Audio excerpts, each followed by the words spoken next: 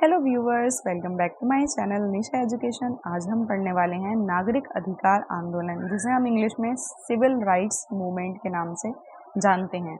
ये आंदोलन हुआ था अमेरिका में और ये बात है 1 दिसंबर 1955 की।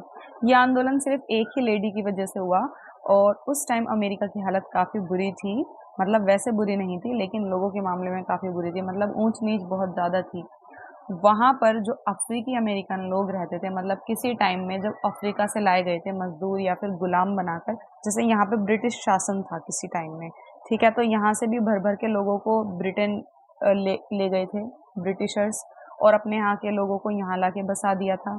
और इंडियन लोगों को श्रीलंका भी ले गए थे वो लोग, किस लिए?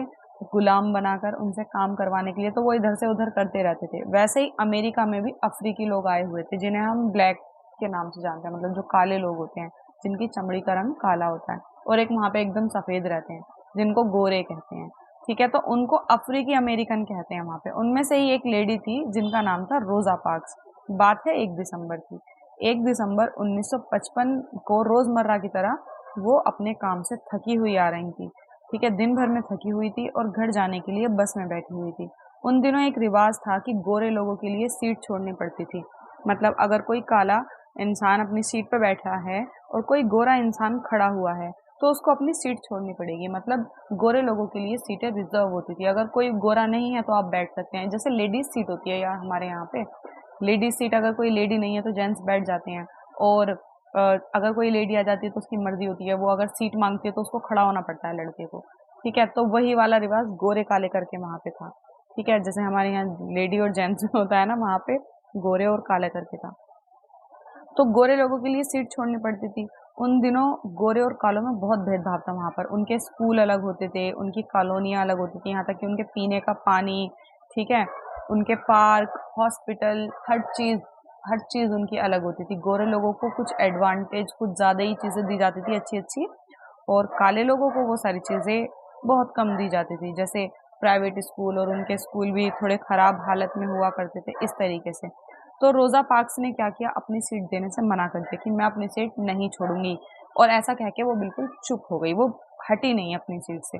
अब ऐसा तो पहली बार हुआ था वहाँ पे। तो ये खबर सुर्खियों में आ गई। मतलब ये बहुत बड़ी खबर बन गई कि वो एक काली औरत ने अपनी सीट नहीं दी गोरे आदमी को। ये खबर इतनी बड़ी बन गई कि न्यूज़ व्यूज़ सब में आ गई। अब लोग तो पहले से ही भड़के हुए थे, जो काले लोग थे वो पहले से ही भड़के हुए थे इन सारी चीज़ों के खिलाफ। उनको चाहिए थी सिर्फ एक चिंगारी जो लग चुकी थी। अब वो बन गई आंदोलन। आंदोलन इतना तगड़ा हुआ कि मतलब इसमें बहुत सारे लोग शामिल हो गए।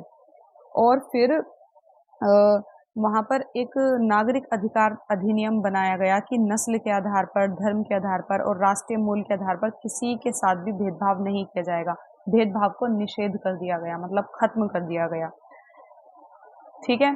तो ये हुआ था, ये जो शुरू हुआ था ये होता 1 दिसंबर 1955 को। और ये जो कानून बना था नागरिक अधिकार आंदोलन पे, जो कानून बना था 1964 में बना था।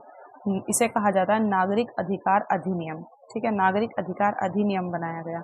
लेकिन एक बात बताऊं, इतना सब कुछ होने के बाद भी ना, आज भी अगर आप देखेंगे तो वहाँ पे अमेरिका में अफ्रीकी अमेरिकन जो लोग हैं वही आपको गरीब मिलेंगे। गोरे लोग आपको बहुत कम गरीब मिलेंगे, ज़्यादातर अफ्रीकी अमेरिकन ही मिलेंगे। आज भी उनके ज़्यादातर बच्चे सरकारी स्कूलों में ही पढ़ते हैं और गोरे लोगों के प्राइवेट स्कूलों में। वही हमारे यहाँ पे जैसे जातिवाद शुरू से चला आ रहा है, जातिवाद के ऊपर बहुत सारे कानून बनाए हुए हैं। उसके बाद भी आप देखेंगे आज भी पिछड़े लोगों में निचली जातियाँ ही हैं, और आज भी गाँवों में उनके साथ बहुत भेदभाव किया जाता है। जो चीज़ें न्यूज़ में आ जाती हैं तो हमें पता लग जाता है कि यार इतना भेदभाव किया, जो नहीं पता वो नहीं पता। तो आज भी बहुत ज़्यादा भेदभाव होता है। वैसे ही वहाँ का हाल है, कहने को वहाँ पे इतना सब कुछ हो गया है, कानून बन गए हैं, लेकिन आज भी आपको गरीब अफ्रीकी अमेरिकन ही मिलेंगे। रोज़ा पार्क्स एक अफ्रीकी अमेरिकन औरत हैं जिनकी एक विद्रोही प्रतिक्रिया ने अमेरिकी इतिहास की दिशा ही बदल दी। सिर्फ एक प्रतिक्रिया ने। आई होप आपको वीडियो अच्छा लगा होगा और समझ में भी आया होगा। अगर आपको किसी और टॉपिक पर वीडियो चाहिए तो आप मुझे कमेंट बॉक्स में बता सकते हैं। मिलते हैं नेक्स्ट वीडियो में। Bye guys.